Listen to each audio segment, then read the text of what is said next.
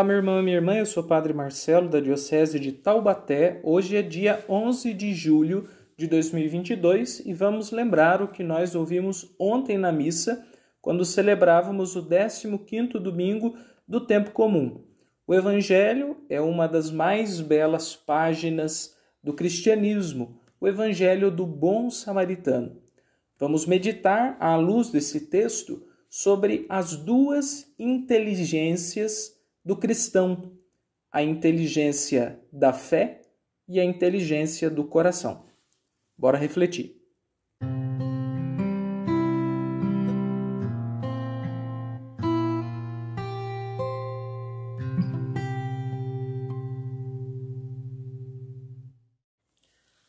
Todos nós conhecemos aquela noção de medir a inteligência de alguém a partir do quociente intelectual, o chamado QI. E muitas pessoas, sobretudo os grandes gênios da história da humanidade, são medidos à luz dessa ideia de que eles têm um QI elevado. Na história recente da psicologia, da pedagogia, da neurociência, outros conceitos foram abrindo a nossa compreensão para perceber que o ser humano não tem uma inteligência só, mas várias inteligências, ou uma inteligência multifacetada. Com um texto que ficou famoso também da psicologia, do Daniel Goleman, chamado Inteligência Emocional, foi um best-seller, surgiu uma outra mensuração, que é a medida da inteligência emocional, chamado QE, o quociente emocional. E um outro autor chegou a propor que a espiritualidade também poderia ser mensurada e postulava que a espiritualidade era também ela uma inteligência. E haveria então um quociente espiritual, é o QS. Então veja que curioso, né? Aqui sem pretender criar nenhum sistema teórico ou definir o que é o que não é, mas apenas para a gente contrastar. É sabido, é fato, é perceptível que nós temos diversas inteligências e num campo mais assim popular, a gente pode falar pelo menos dessas duas grandes inteligências, a inteligência racional, QI, e a inteligência emocional, QE. Mas é bastante interessante pensar na espiritualidade como sendo ela também uma inteligência, daí o QS. Particularmente, acho bastante complicado a gente querer medir a inteligência espiritual de alguém. Porque toda medida tem uma régua, tem um certo padrão de medida, uma unidade de mensuração. E se a gente estabelecer muito delimitadamente essa unidade de mensuração, a gente pode ser injusto com a espiritualidade, que é sempre maior do que qualquer medida concreta, né? Por exemplo, de uma cultura para outra, as réguas seriam diferentes, de uma idade para outra, as réguas seriam diferentes, e estabelecer um único padrão é particularmente arriscado. Mas vamos trabalhar então com essa noção de que a espiritualidade é um modo de inteligência. Se a gente olhar para o texto do Bom Samaritano, que a gente ouviu ontem na missa, a gente pode dividir o texto em duas grandes partes. A primeira fala da inteligência da fé, que é iluminada pela palavra de Deus. E a segunda parte fala de uma inteligência do coração, que é iluminada por uma parábola, uma história, uma narrativa que Jesus conta. Vamos ver a primeira inteligência, a inteligência da fé. Na teologia, nós dizemos, na teologia cristã, que existe um intellectus fidei, traduzindo do latim, uma inteligência da fé. Só que essa inteligência da fé é um ato segundo.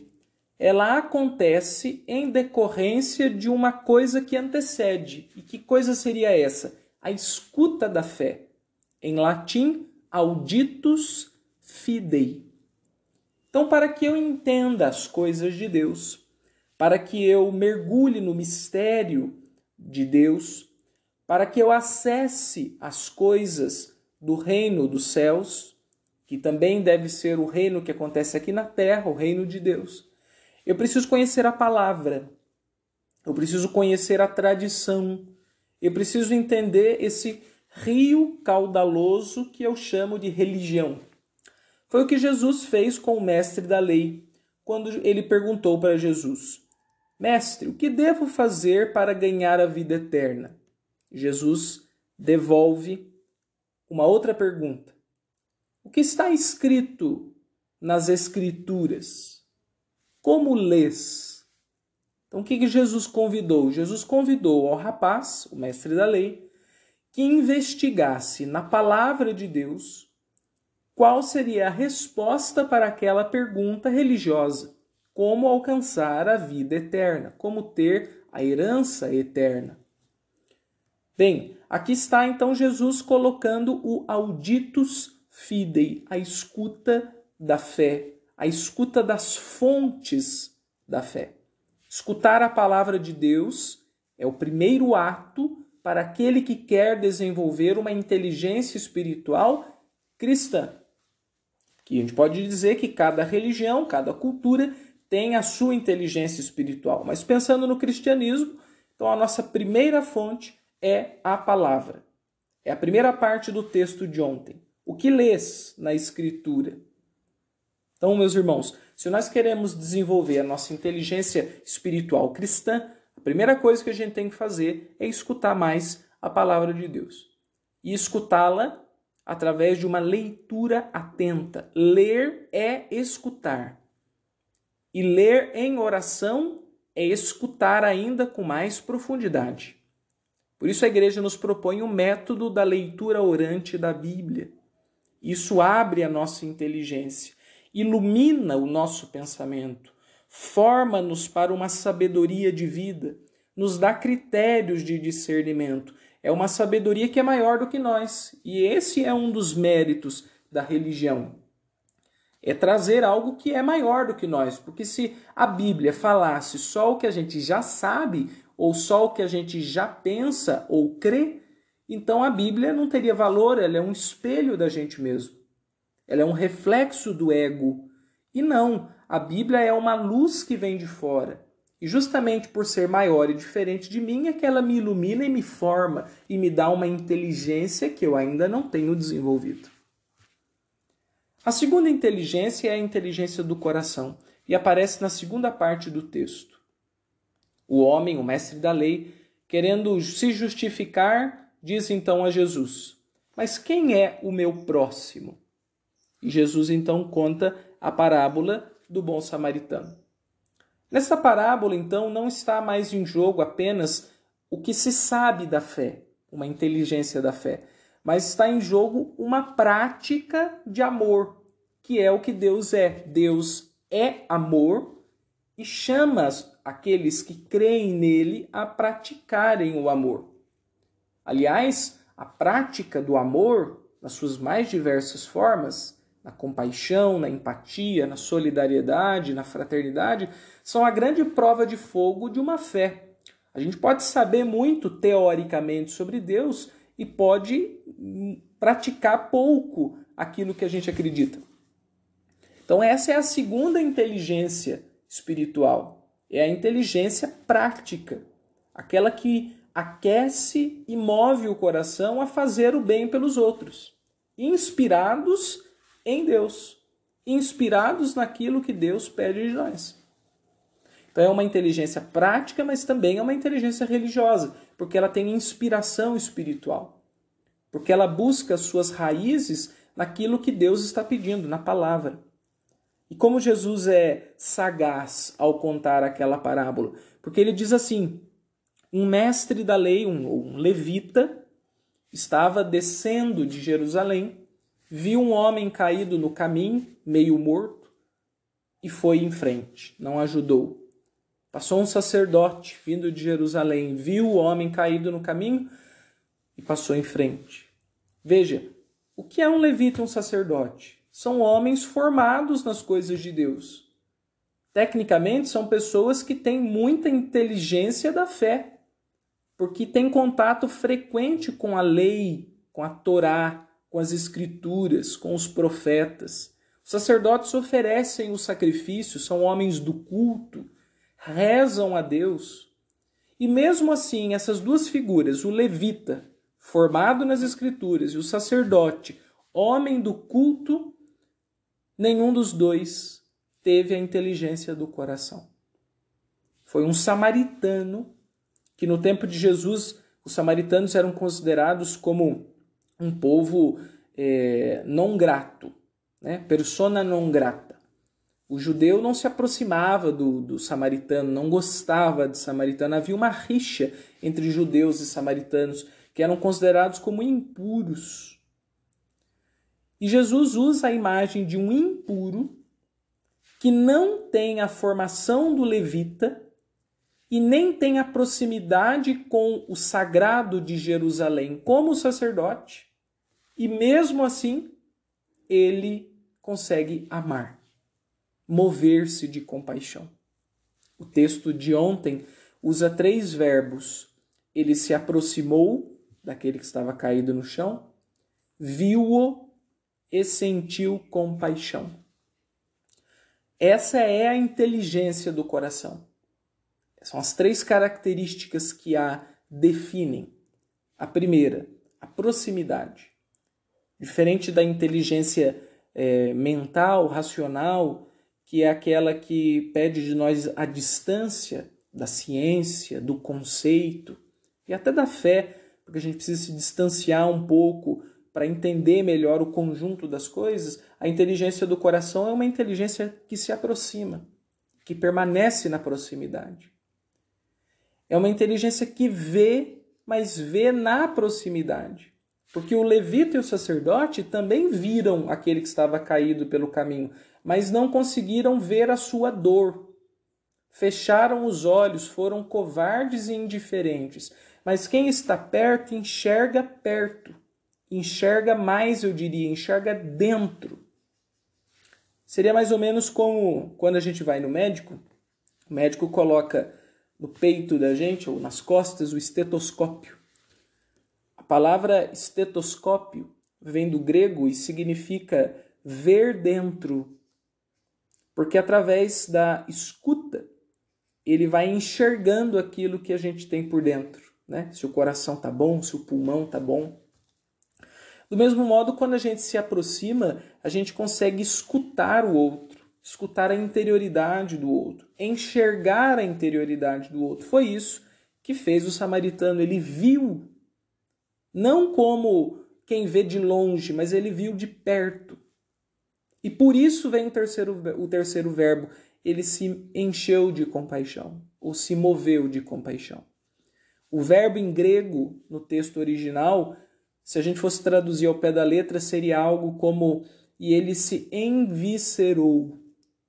Vísceras são os nossos órgãos internos. E quando ele viu aquele homem caído no caminho, ele ficou com tudo dentro dele mexido, com o intestino, estômago, com o coração, com o pulmão, ou seja, o peito aperta, a respiração fica ofegante, o estômago fecha, o intestino prende ou solta. Isso é estar enviscerado. E esta é a palavra que o Evangelho usa para falar de compaixão. É quando a gente vê alguém e a dor daquela pessoa dói em nós.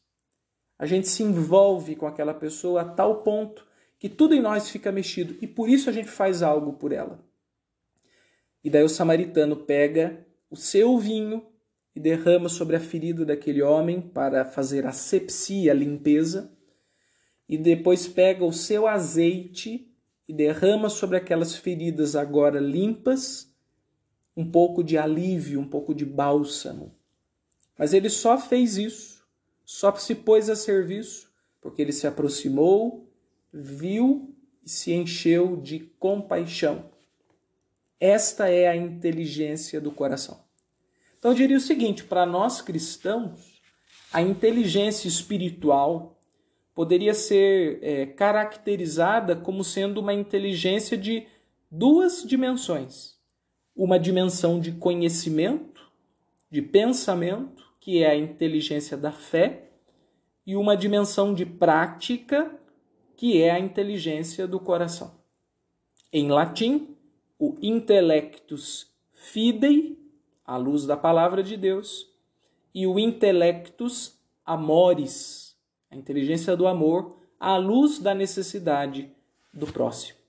Então nós somos convidados pela parábola do bom samaritano a desenvolver essas duas coisas, conhecer mais as coisas de Deus e nos mover mais pelo amor de Deus a ajudar as pessoas que estão caídas pelos caminhos.